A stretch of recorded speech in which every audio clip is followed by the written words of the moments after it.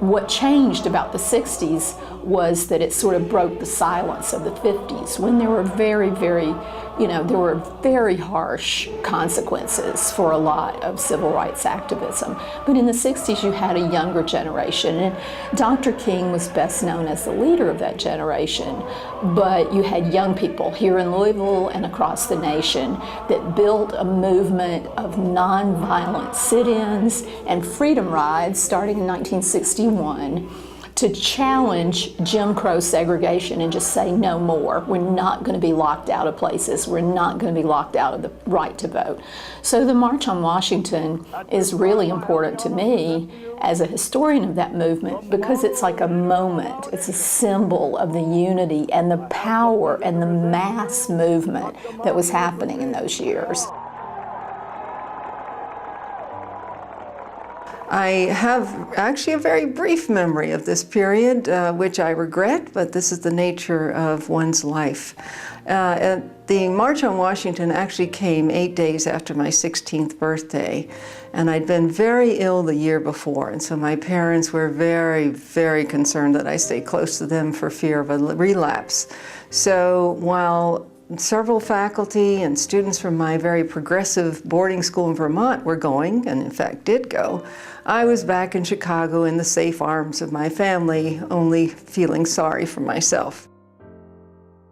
If I had been there, although you've kind of felt that you were there, well, again, without technology that we have today, I think it was more of a challenge, but growing up in a time period where you did envision, you were able to put yourself in the situation, so you were caught up emotionally and spiritually in the time. I think it's equated with being able to go to the recent inaugurations of President Obama. Just a good feeling, one with the mission, goals, and not so much being at the march, but what came out of the march in terms of game plans that people brought back to their respective communities all across the country.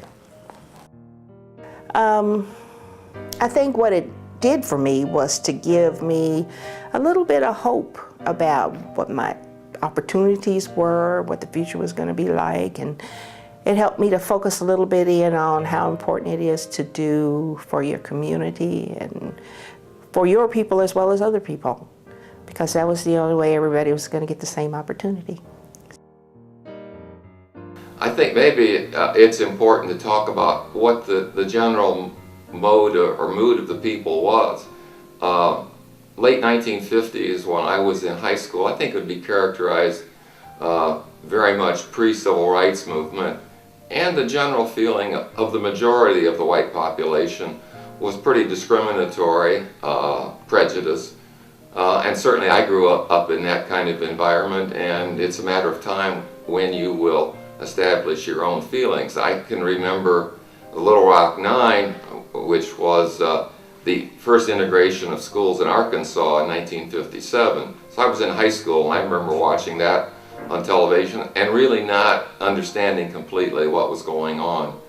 But by the time I got to college, I started to have some feeling that the discrimination in the United States wasn't right. I can remember talking with my parents and grandparents. I remember my grandmother saying, "My generation simply has to die off." I recall my teacher telling all of us that this was such an important event, that there would be no classes held, and that we were to pay attention to the TV and look at the march, even though we could not and didn't have the resources to attend the march.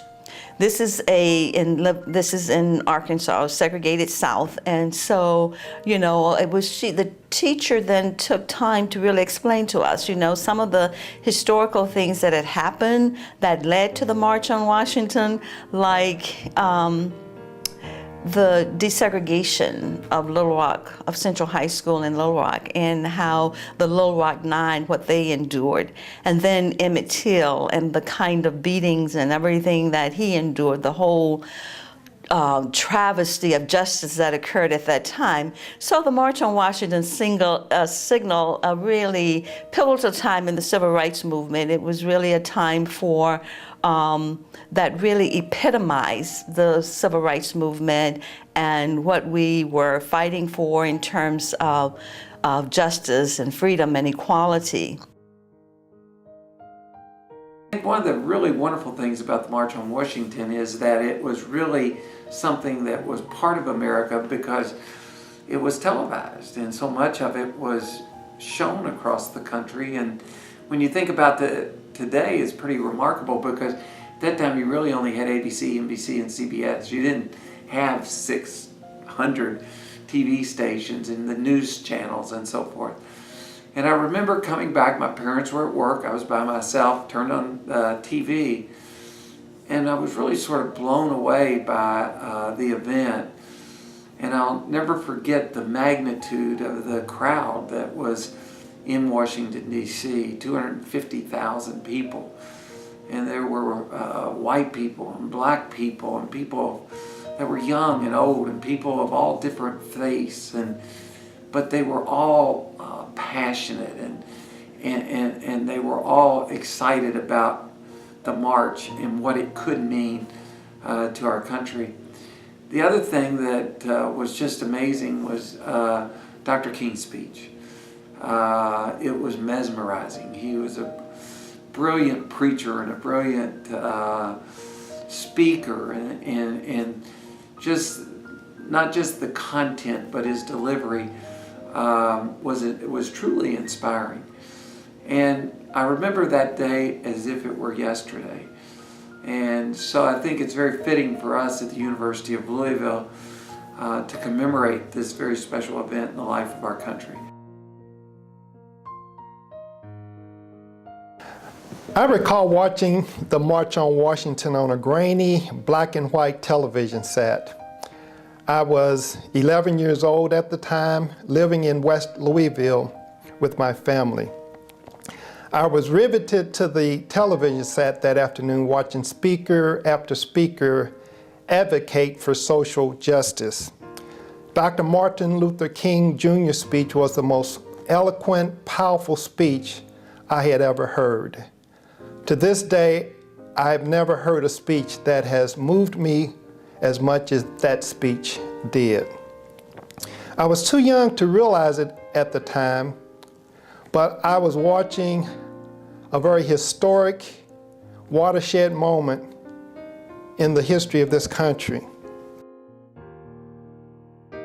Thinking about where I was on August 28, 1963, and what I knew about the I Have a Dream speech, I was looking back, and it was a week before I started my freshman year of high school. And I lived in a small, rural farming community in Kansas, an all-white, non-diverse community. And I didn't really know anything. I don't recall seeing it on the news. I wasn't aware of that. And those issues had not directly touched my small town or my experience. And so I really didn't have any awareness of that. But later that year, in November, when President Kennedy was shot, our small town, everyone in the world was touched by this. And I became very much more aware of the significance of leadership. And of course, President Kennedy had earlier in the summer of 1963 given his own civil rights speech. And he was inspired by Martin Luther King, and he was motivated to make efforts to change civil rights dramatically. So back in 1963, I would have been about 11.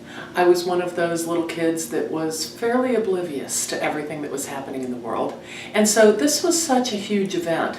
I remember watching it on the black and white television and being incredibly impressed with just how many people were there, because I grew up in a very, very small town. I don't know at that point in my life that I had ever seen black people, and certainly had never seen so many. So I had a sense of something momentous happening simply because of the size and the scale, but certainly at that point in my life would not have at all understood how many of the larger issues really were coming into play that day, and what a significant historical event that would have been going forward. Again, probably says a lot about race in America. But going into my senior year of high school, 1963, I remember the March on Washington on television. I wasn't drawn to it because it was a march for freedom or anything. I didn't even understand that. I heard Peter, Paul, Mary singing a song. It drew my attention to the television, from which I was sort of attracted to the larger theme there. Didn't think a whole lot of it until I went away to college that fall. At Penn State, Martin Luther King came to speak, and I went to hear him. And I was moved by his words, by his call to justice. And it's interesting, as I reflect back, it's become a theme for my life, too. I was born at a really interesting time in history. You know, there was so much turmoil in the country at the time around civil rights, and yet all these really exciting things were happening at the same time. When I think about the march and what it's meant to me as I reflect and look back and talk with individuals that I've come in contact with, it reminds me I'm first of all comforted in knowing what individuals had to go through in the struggle to make those opportunities of equality available to all individuals. I'm also internally grateful for the fact that they had to struggle in order for us today to enjoy the freedom that we have today. In 1963, at the time of the March on Washington, I had just turned 15, sophomore in high school. I have no memory of the event or of events in the early days of the civil rights movement either. So most of what I've learned about that important day is what I've learned subsequently. The famous "I Have a Dream" speech was never part of my education, either in high school or university or in graduate school. So there's one measure by which we acknowledge the importance of that day and that speech. I think certainly my children learned it in high school. And it's interesting to me that the optimism and hopefulness of that speech has, in the minds of so many people, come to represent that day. But the day was about much more. And I have an image, a blown-up image of the button that was used. And if you'll note, the full name of the day was the March on Washington for Jobs and Freedom. Signed the Emancipation Proclamation. This momentous decree came as a great beacon light of hope to millions of Negro slaves. I was mesmerized by Dr. King's vision and his idealism, and I was transfixed by the enormity and the diversity of the crowd. I saw blacks, whites, young, old, religious leaders from all denominations, Hollywood types, sports figures coming for a common cause. A little later on in the summer, though, I was able to participate in some social action, which made me feel even tangentially part of this larger movement. My family and I went down to Memphis, Tennessee, and I was able to join a group of young people who were picketing something, and sorry to say, after all these years, I don't remember what it was about, but I was excited. I was there. I was helping to make the picket signs. We got the flyers together. We then took our protest downtown and had lined up the picket line, and off we went to express our discontent. And strangely enough, there was another picket group there as well, picketing us, or basically supporting whatever it was we weren't supporting. And they had flyers too. So we were basically walking in downtown Memphis, handing each other's flyers, and then we all went back home. So it was a surreal experience. It wasn't what I thought it would be. And in fact, social justice, social mass movements, many of those things are not what you see on TV. They are lived in many different ways. And it's interesting, as I reflect back, it's become a theme for my life too. And My college years were when the turmoil in this country began, sort of the idyllic version of who we were went away. Going into actually before my freshman year in college, President Kennedy was killed. Then in the spring of my senior year, Martin Luther King was killed, and shortly after, Bobby Kennedy was killed.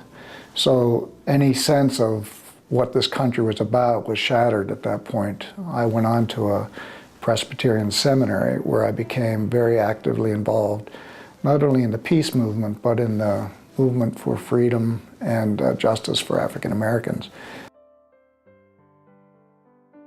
I was only 13 years old, but recall how excited and involved both emotionally and financially and psychologically my whole family and everybody up and down the street in my neighborhood were in our black enclave.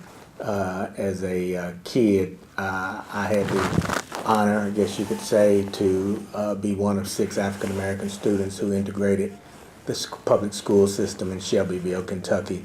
So equal rights, participatory government, and the whole democratic process is something that our community, my church, my family has always prided itself in. So this march was kind of the apex for that time period.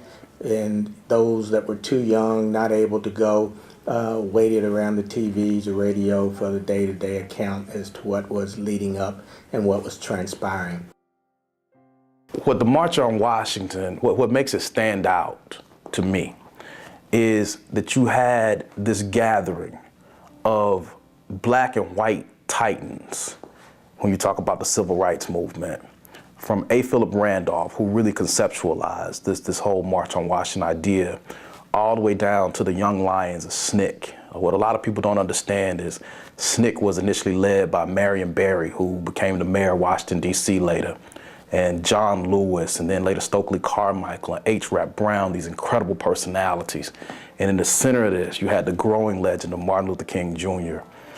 But all of these folk, who sometimes had different agendas, had to come together and make this work. And other great minds like Bayard Rustin, who so many people have forgotten, unfortunately, were all there to make this incredible mobilization work.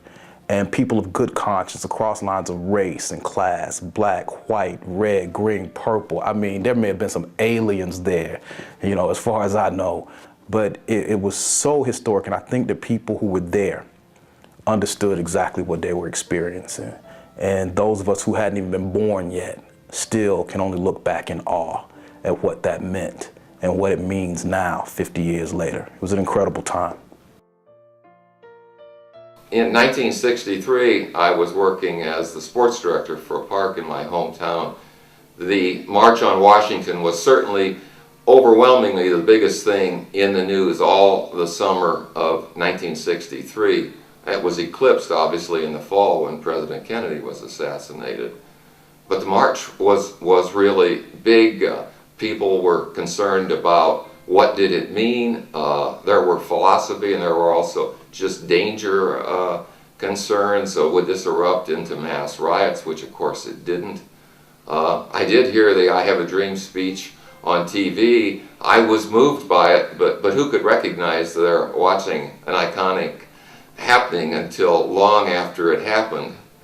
I would say it was part of a change in my own beliefs and thinking that continued through Dr. King being awarded the Nobel Prize the next year. And I started looking to what I might do in that particular area.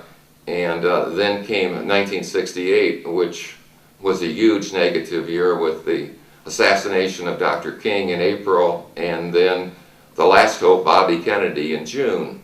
What I chose to do was to stop out of graduate school for a period of time and work in the civil rights movement. It wasn't glamorous at all. It was in my hometown, which was Fort Wayne, Indiana. We, a group of young people, black and white, decided to open a neighborhood center in the worst part of the city, if you will, the part where they had the most rioting, etc. Because the late summers, the summers in the late 60s were the time when the cities were burning and riots were happening every summer. We were not a recreation center, that sort of thing. We worked on employment and housing, and our goal was to bring the people of the neighborhood into the center to have them gradually take over operation of it.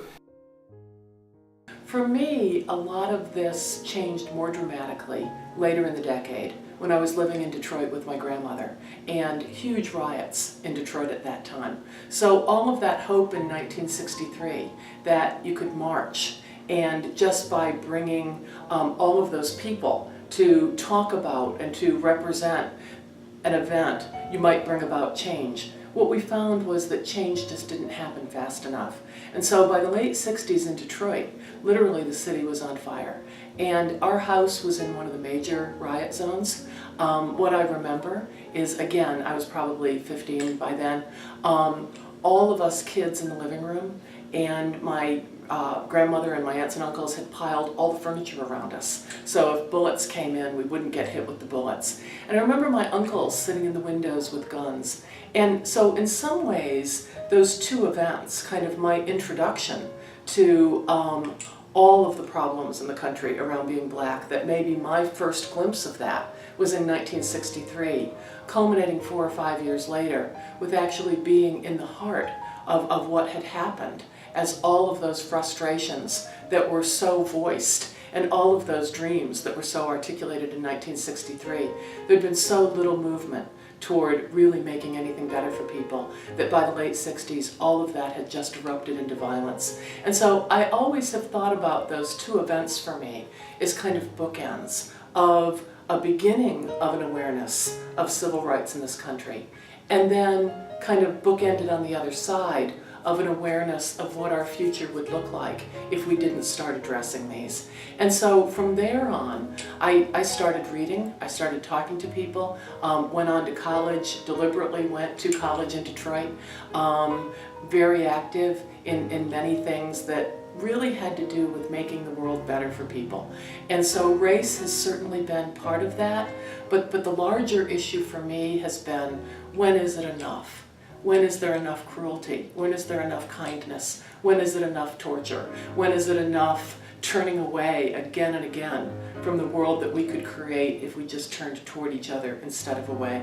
So I think for me those two events have very much shaped an agenda that I have had my whole life of how do we make it better? How do we act in ways so that our actions matter? How do we try to do the best we can to make this a more peaceful, welcoming, inclusive world? We cannot walk alone. And as we walk, we must make the pledge that we shall always march ahead. We cannot turn back. There are those who are asking the devotees of civil rights, when will you be satisfied? We can never be satisfied as long as the Negro is the victim of the unspeakable horrors of police brutality. We can never be satisfied as long as our bodies, heavy with the fatigue of travel, cannot gain lodging in the motels of the highways and the hotels of the cities.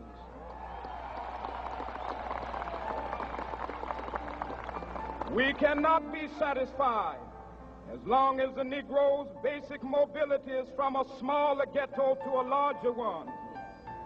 We can never be satisfied as long as our children are stripped of their selfhood and robbed of their dignity by signs stating for whites only. It means a call. It signified, it epitomized the kind of unity that's needed for us to eliminate those forms of inequalities that exist. It means, for me, the importance of living in a country where we have the right to demonstrate, to protest, in order and to do some really strategic things to eliminate all forms of injustice. That's what it means to me. Great March on Washington was really about personal journey for some people. Yes, I would have been there if I could have. I wasn't old enough. But it was a personal journey, but it was also a series of personal challenges for people like Dr. King and others who joined in. And it was more than a protest. It was really putting their courage before everything else. And in particular, as we found out subsequently, putting their lives in jeopardy. And to have the courage of their convictions is what impresses me the most. I'm reminded of a quote from Dr. William Augustus Jones, who pastored in Bethany Church in Brooklyn, New York, who once says that freedom is the ability to say no to a lie. And I believe that they had the freedom to be able to say no to the injustice and no to the inequalities that they had to experience, but at the same time still fight for the freedom that would be a benefit to all individuals. And so I'm comforted in knowing that that has taken place, and it didn't just stop with that, but I'm also challenged because today that we're living in, many people have forgotten about the struggles of individuals who have laid down their lives. Later, when I turned 16 and could drive, I became a delivery boy and would take deliveries to the home of Cassius Clay, Muhammad Ali, his family. He bought a house for his family not far from where we live, but I really didn't truly understand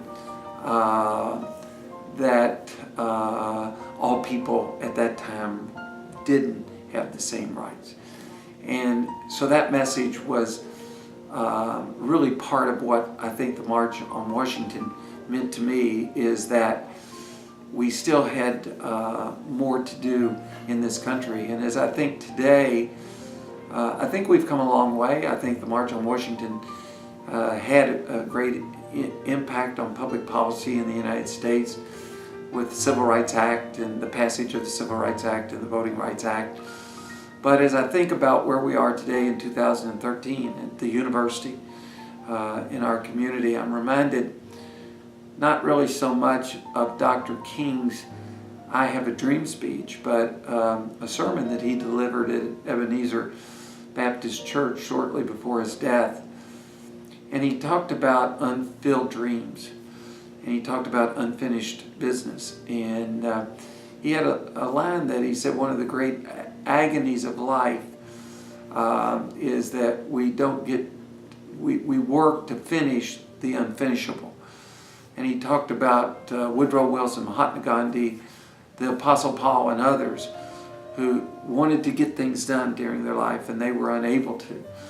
And so I think it's for us today to continue every day to finish the unfinishable and to, as an institution, recommit ourselves every day to reaching out and making sure that everyone in our community has access to the very best education and the very best health care and economic opportunity and job opportunity.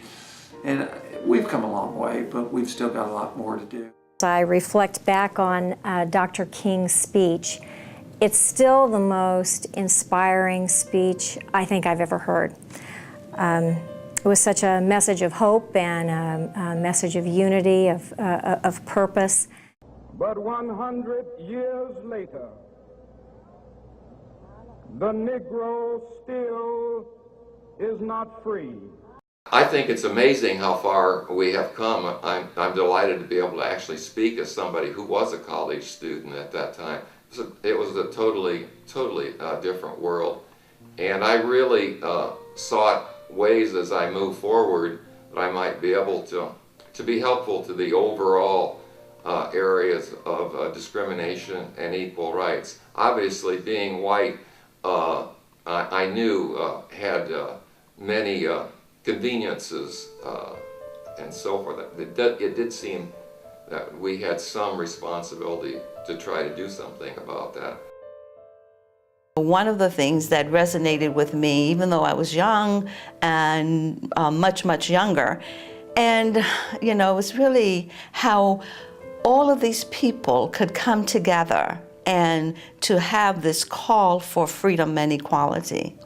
And it was really a time when, we were so much struggling in a number of things, but some of the things that we were struggling for then are still things that we struggle for now.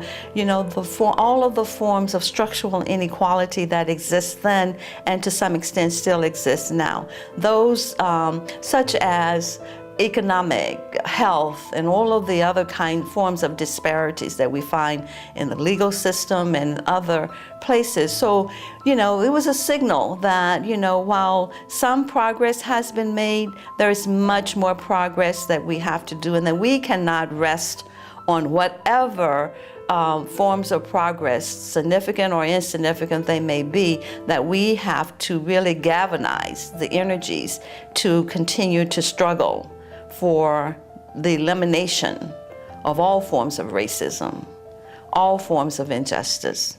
And so that's what it meant to me then, and that's what it means to me now. Strangely enough, I evolved into a nurse, then a nursing faculty person. But throughout all of that, I still wanted to make sure everybody had the same health opportunities, and I'm still involved in that. Even though I am now partially in the School of Nursing as a professor and partially in the University Office of Community Engagement, my focus has never changed.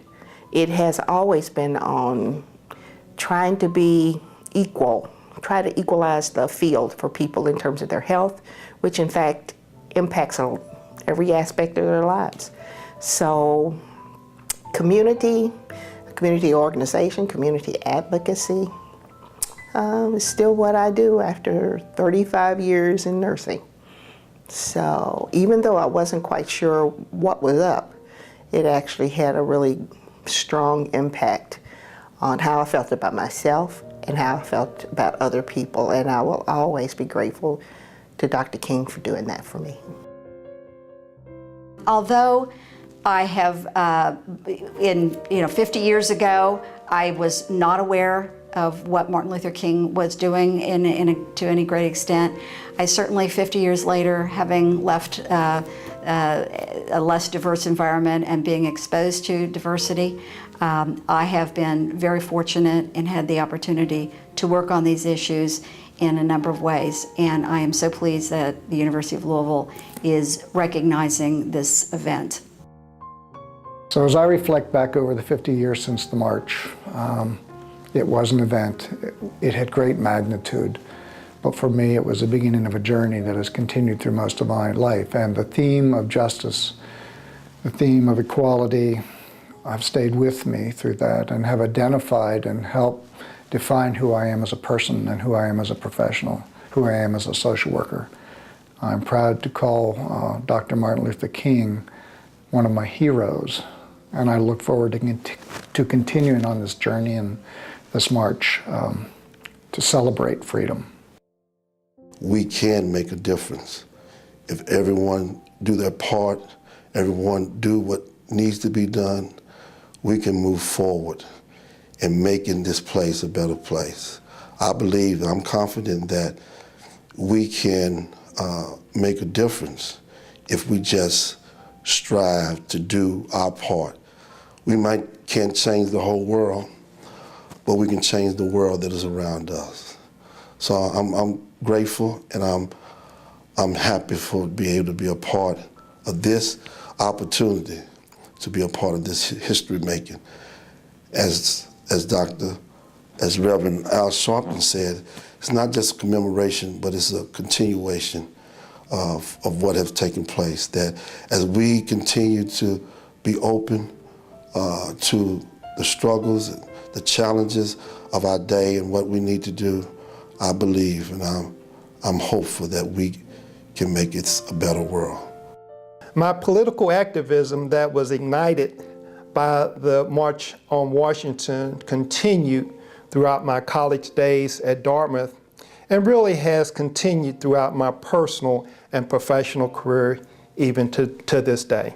I think that for my generation, it helped lay the groundwork for us, the challenges to hear our older family members and role models talk about what lay ahead, what needed to be done, part of the passing of the mantle to the next generation. So it is really meant to me somewhat of a road map, something not to forget from where we have come in order to plan and strategize where we want to go, both as a people and as a country. I mean, when I think about it, there were a lot of fear prevalent at that time, but every time that fear knocked, the march represents a group of people that let their faith answer and open the door. They risked their body and soul to open our eyes, those of succeeding generations. And I think that the March on Washington was just one of the shining examples of many activities and opportunities that Americans participated in at that time to bring us to the point where we are today. And yet, as I look around at health, there are still health disparities that are really very real. So we've come a long way.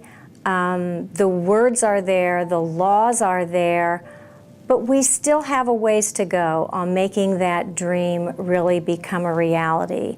Dr. King, we share your dream.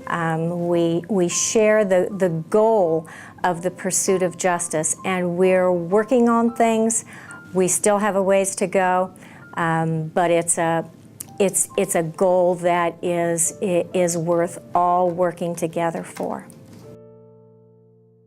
That sense of history obviously carries through because the people who were willing to put their convictions in front of their potential jeopardy started with Abraham Lincoln in many ways, and others before him. And no surprise, 200 to 300,000 people gathered on the steps of the Lincoln Memorial in Washington, D.C. on that day in March in 1963.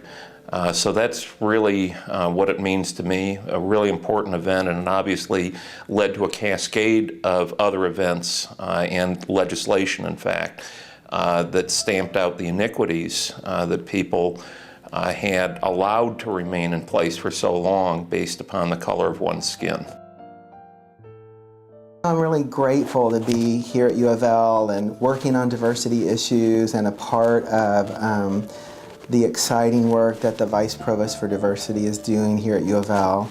I feel like some of the early messages from my mom and the things that she exposed me to really helped me come to this place, and then to be doing work around LGBT issues at U of L and understanding that issues of oppression are connected, and that that when we work on rights for one group, we have to work on really those issues across all groups, that, as Dr. King said, injustice anywhere is a threat to justice everywhere. So although I primarily work on LGBT issues, it's really also an honor and I think a responsibility to adopt Dr. King's issue and work on rights for all.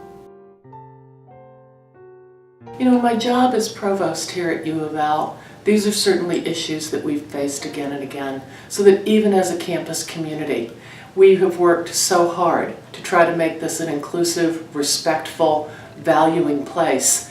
It's still really hard for me when students come into my office and they talk about racial epitaphs being thrown at them from people going by in trucks. Or it's really so hard when people feel as though they haven't been promoted because of their race, or they haven't felt like they've been able to thrive here because things in the structure or even individual people are still working against them.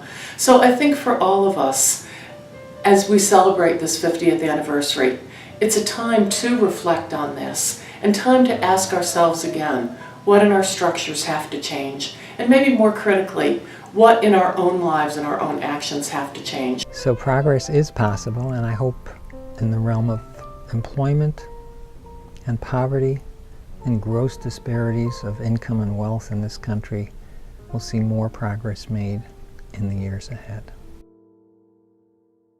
always look at past and present simultaneously, to not so much celebrate the accomplishments of the civil rights era, but to recognize them, learn from the strategies that brought about significant changes in law, and understand how those laws have or haven't changed lives for African Americans and other people of color in the U.S. The Monday after the George Zimmerman verdict was a dismal day in the Ann Braden Institute. An unarmed black child's life had been snatched from him by a man who presumed he was dangerous just because he was black, presumed he didn't belong in that neighborhood just because he was black, and that child's killer was acquitted. That this could happen 50 years after the March on Washington and so many other pivotal summer of '63 events made it worse. It's like there's been so much change in law, but so little progress with regard to racism in this country.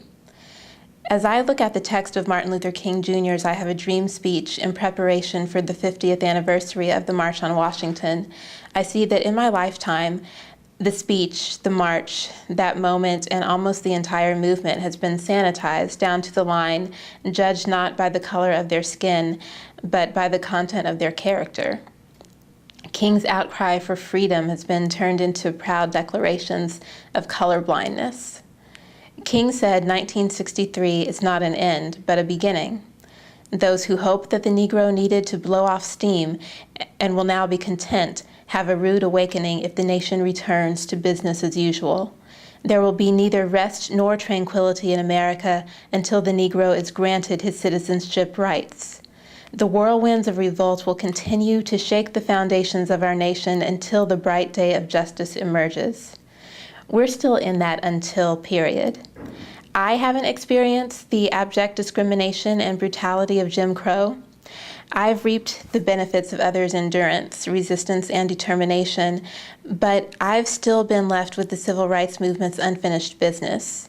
Mass incarceration, the school-to-prison pipeline, poverty, high unemployment in black communities, immigration, environmental racism, the Supreme Court dismantling the Voting Rights Act, Trayvon Martin's murder. 50 years later, quote, the Negro is still languishing in the corners of American society and finds himself in exile in his own land, unquote. And this country still must change. Dream that my 4 little children will one day live in a nation where they will not be judged by the color of their skin, but by the content of their character.